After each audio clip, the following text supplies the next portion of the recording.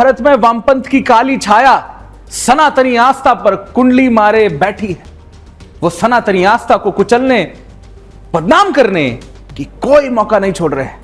याद करिए, कुछ दिन पहले सुदर्शन के जनसंवाद कार्यक्रम में देश और दुनिया भर के गौरक्षकों ने अपने अपने विचार रखे थे। तब धर्म योद्धा डॉक्टर सुरेश चौहान के जी ने, इनके नेतृत्व में सबने गौ माता की रक्षा से लेकर उनके संरक्षण का संकल्प लिया था। अब देश और दुनिया भर में उनकी गौरक्षकों की वामपंथी सत्ता शासित केरल से चुनौती आई है, उन्हें चैलेंज आया है, जहां खुलेआम बीफ की दावत फेस्टिवल के नाम पर आयोजित है। हैरानी की बात यह भी है कि इस महापाप को वहां की सरकार खुलेआम सह रही है।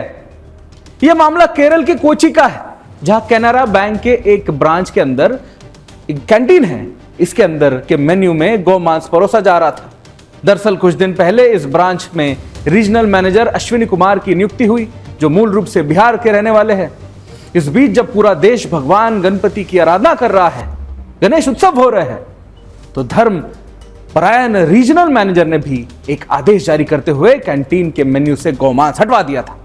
यह बात वामपंथी जो लोग हैं, जो स्टाफ है, इनको पची नहीं। उन्होंने इस पूरे मामले को कम्युनिस्ट तूल देने के लिए यूनियनबाजी शुरू कर दी थी। बैंक परिसर के सामने ही बीफ फेस्टिवल का ऐलान कर दिया था। वामपंथी कर्मचारियों ने मिलकर बैंक से इनके जो मेन गेट पर गौमांस की और साथ में रोटी, इसको नोच नोच कर खाया था। यानी रोटी में गौ माता की बोटी में इनको डुबोकर खुलेआम हिंदुओं की आस्था को कुचला गया था। तभी लोगों को पहली बार यह भी पता चला कि रेलवे जैसे सरकारी विभागों, छोटी मोटी फैक्ट्रियों तक अपना गिरोह बनाने वाला यह वामपंथी तबका बैंकों तक में यूनियन बनाकर गौमांस भक्षण जैसे यूनियन चलाता है।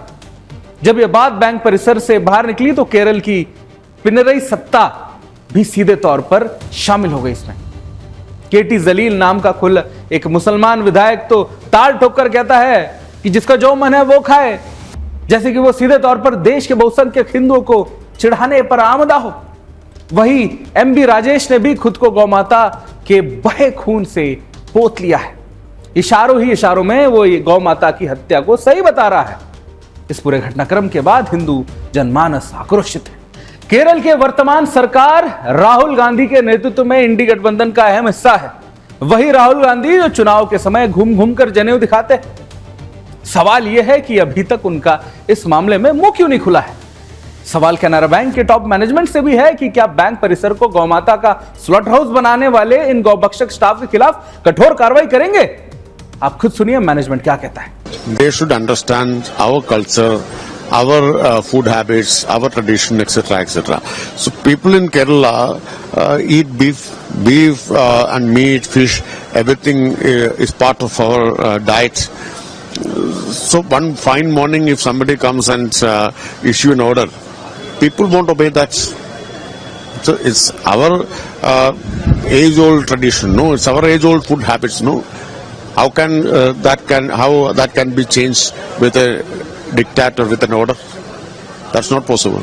सुदर्शन न्यूज के प्रधान संपादक धर्म योद्धा डॉक्टर सुरेश चौहान की जी ने इस करतूत को पाप बताते हुए आक्रोश व्यक्त किया है। केरल में एक बैंक में गणेश जी के उत्सव के निमित्त और साथ में राधाष्टमी वगैरह भी जुड़ के त्योहार थे, तो बैंक मैनेजर ने कहा कि बीफ अर्थात गौ मांस हमारे कैंटीन में कुछ दिनों के लिए बंद करो।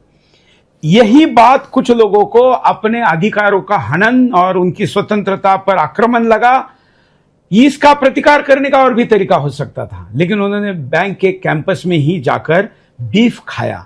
वहां की सरकार जो सीपीआईएम की है वो तो सनातन विरोधी है ही, हम जानते हैं, लेकिन केरला तालिबान से भी ज्यादा कितना कट्टरता की हदें पार करता है और कैसे गौमांस खाने के लिए वहां पर पार्टी आयोजित की जाती है। ये हिंदुस्तान को इसलिए समझना चाहिए कि इस विचारधारा का साथ दोगे तो कल ये आपके घर में घुसकर भी करेंगे। केरला सरकार तो कार्रवाई करने से रही, केंद्र के अधिकार क्षेत्र में आता नहीं, ये तो होने वाला कुछ नहीं है।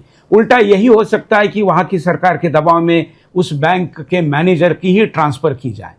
संभवतः आप कुछ ज्यादा कर नहीं पाएंगे, लेकिन कम से कम इतना तो कर ही सकते हैं कि इस मुद्दे को बाकी हिंदुस्तान को समझाए कि आप लोग इनके शिकार ना हो।